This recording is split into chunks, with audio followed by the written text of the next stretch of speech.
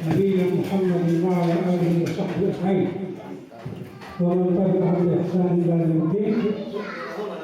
أيها الأخوة الكرام، السلام عليكم ورحمة الله تعالى وبركاته. Ngayon, upang kinakaroon natin mga bro, pang-apat ba? Pang-apat, patuloy tayo gumagal sa ating obligasyon ng pag-ayuno sa pang-Ramadan. Binabati ko kayo para sa ikapat na ano natin sa pag-ayuno. Alhamdulillah, tayo ay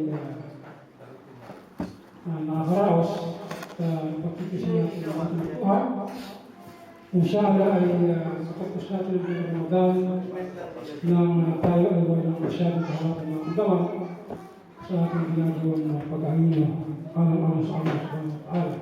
Ganda umuha na po. Katulad ng ating narinig sa ating mga ustad sa kanilang mga pagpaliwanag tungkol sa kahalagahan ng Ramadan at pag-ayuno ito ay huli natin sa liwanag sa mga talata at madalas nagigay sa atin ng mga ustad natin sa kanilang pag-lecture, sa mga lecture nila, na kung saan ito yung matigay na batayan na may kinalaman sa pag-ibigado ng ating pag-ayuno ng ginagawa at malaman din natin yung dahilan kung bakit tayo sa ayuno. Kagaya namin sinabi ng Allah sa Quran, كأنه كان شيطان الرجيم بسم الله الرحمن الرحيم يا أيها الذين آمنوا كتب عليكم الصيام كما كتب على الذين من قبلكم لعلكم تتقون. Setelah kita binanggit Allah Subhanahu wa Ta'ala na ang pag-ayuno ay iniatas sa mga sumasampalataya sa mga Muslim na ang layunin ay walang iba kundi sila ay magkaroon ng ganito pagkatakot sa Allah Subhanahu wa Ta'ala. Dahil nga yung tinatawag takwa o yung takwa o pagkatakot sa Allah Subhanahu wa Ta'ala. Sa kahulugan ito sa ito na Tagalog, kung isang halimbawa ay ito yung tinatawag na piety o yung kung sa Tagalog ay kabanalan, devosyon, pagkapakabanal halimbawa, pagkabanal sa mga gawain at o kabanalan halimbawa. Ilan sa mga talata muli ng Quran ang ating mababasa na sinabi ng Allah Subhanahu wa Ta'ala, Ya ayyuhalladhina amanu ittaqullaha haqqa tuqatih. Pagkatapos sa Allah, yun na sila ang nating katakutan. Tuloy na sila ang pagkakot nating pagkakanan ng tuloy na pagkatakot. Pagkatapos na siya hindi na tayo ang natakot sa luto o naman sa mga kalimutan o naman hindi. Hindi pagkatapos na tayo ay tumanggap ng kapusahan mula sa Kanya. Dahil sa hindi natin pagganap sa ating mga obligasyon ibigay sa ating tulad sa bawal ng pag-ayuno sa buwan ng Ramadan. So yung pagkatakot ay narapat natin tagayin sa ating pang-araw-araw pamumuhay sapagkat ito rin yung magiging dahilan, ito rin yung magiging source natin o magiging lakas natin upang yung dahil ng Allah Subhanahu wa Ta'ala kung bakit na tayo nilikha ay ating magampanan, which is yung ibadah o yung pagsama sa Kanya. Na katulad nga sinabi ko sa Quran, وَمَا خَلَقْتُ الْجِنَّ وَالْإِنسَ إِلَّا لِيَعْبُدُونَ. At hindi ko nilikha ang mga tao ng engkanto o engkanto ng mga tao kundi para sa magtanging sa akin lamang sabi ng Allah Subhanahu wa Ta'ala. So paano ba yung sinasabi natin na pagkatakot sa Kanya? Ano ba yung gagawin natin na pagkatakot sa Kanya? Halimbawa, sa pagliwanag ng talata, sa mga talata ng Allah binanggit sa kanila kung sinabi niya, "Fattaqullaha mastata'tum." So yung pagkatakot natin sa Allah, gawin natin sa abot ng ating makakaya. So ganun mga bro, yung kahulugan na sinabi, "Fattaqullah," panatilihin nyo ang inyong mga obligasyon.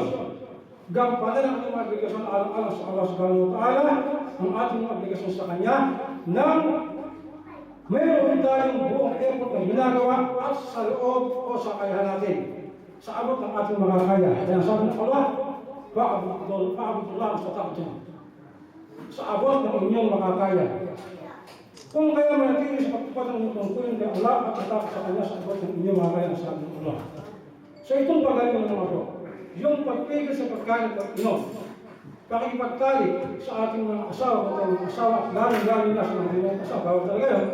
Ang punto rito ay makakaya ba natin mo hindi ang pag-ayuno? Makakaya ba natin mo hindi ang pagtigil sa pag-inom at sa pagkain ng bawat? Kaya natin mga bro.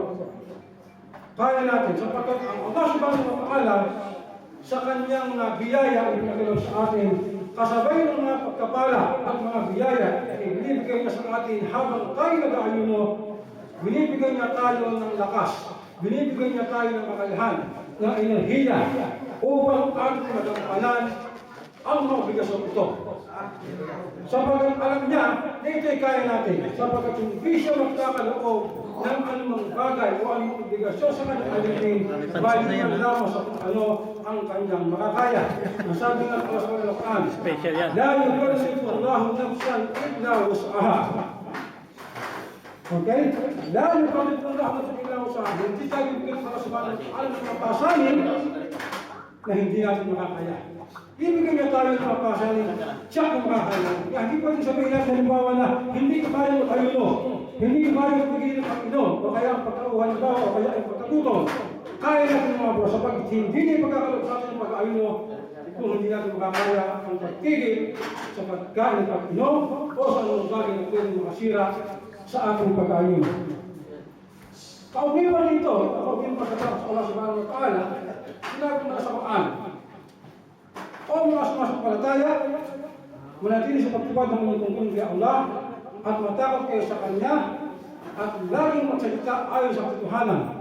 So, yung pagkatakot sa Allah, pwede nyo pusit sa atin na tayo ay laging maging matapat, laging maging ikhlas ang ating layunin, laging maging dalisay ang ating layunin, na tayo gumaganap sa ating mga obligasyon tulad ng pag-aayuno, alang-alang tanging kay Allah lamang. Hindi alang-alang sa kanyang kanyunan. Hindi kahit sa ating sarili, hindi pwedeng ganito.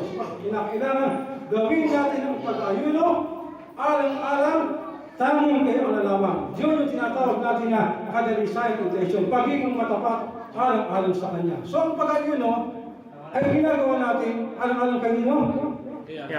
Alang-alang kay Allah.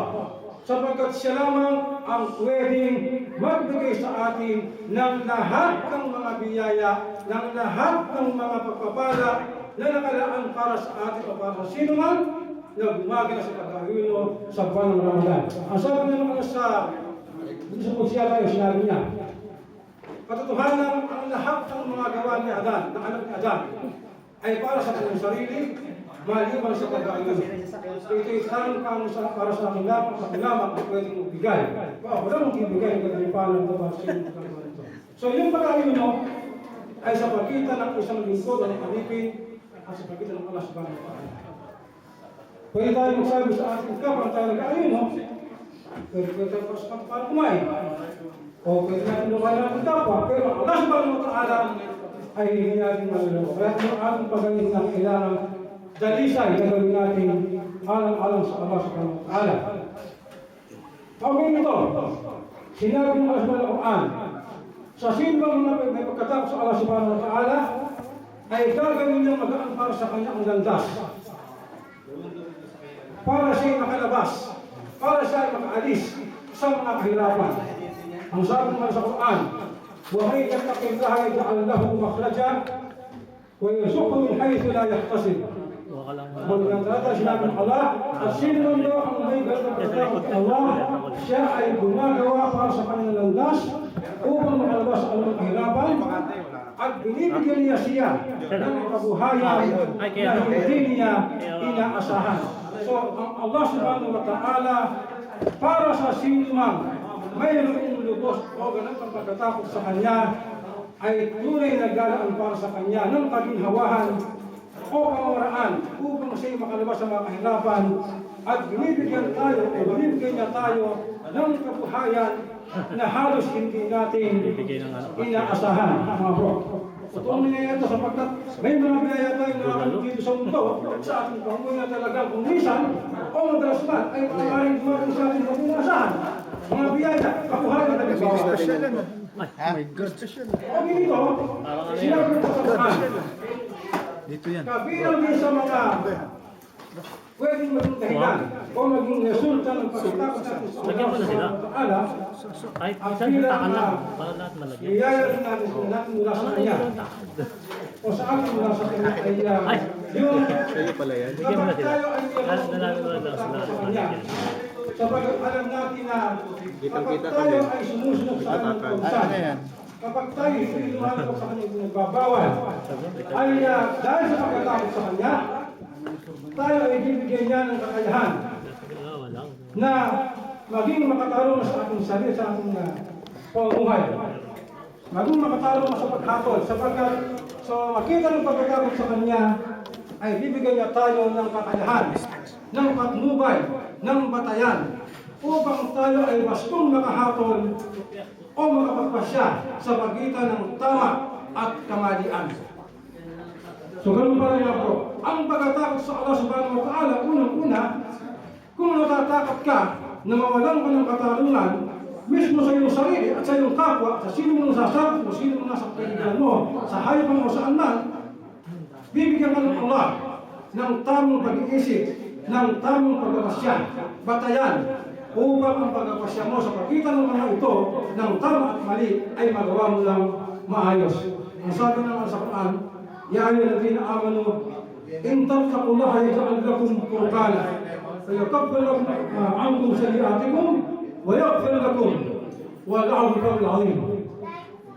Hindi lang yung mga bro, hindi lang yung bibigyan niya tayo ng wastong patnubay upang maitama natin ang pagkapasya o paghatol sa pagitan ng wasto at kamalian. Karagdagan pa, bibigyan niya tayo ng ng pagtubos sa ating mga kasalanan. Tutubusin niya, mismo siya ang tutubos sa ating mga kasalanan at ito ay kanyang papatawarin para sa atin. Papatawarin para sa ating mga kasalanan. Sumaling mo mga bro. Ang ating pagkatakot sa Allah na siyang tanging dahilan kung bakit tayo nag-aayuno. La'allakum tattaqun, upang tayo magkatakot na magkaroon ng pagkatakot sa Allah subhanahu wa ta'ala sa kanyang pagkasan at makasama sa ating obligasyon at insyaAllah ang Allah subhanahu wa ta'ala Dhul Fadl Alim, tagay niya ang lubos na kasaganaan na maaari niya ipagkaloob para sa sino man na kanyang kinulugdan, na sino man gumagamit sa kanyang tungkulin sa kanya, sa Allah subhanahu wa ta'ala, dahil sa katapatan sa kanya, sa pagkatayo pagsamba sa kanya, ang pagkatakot sa kanyang pautusan, insyaAllah, sa ating pagkain sa buwan Ramadan, ay makamit natin ang lahat ng mga biyaya o pagkapalan ng Allah, mga gantimpala para sa lahat ng kapatid natin ginagawa sa buwan ito. Akhir da'wana alhamdulillah rabbil alamin. Assalamualaikum warahmatullahi ta'ala wabarakatuh.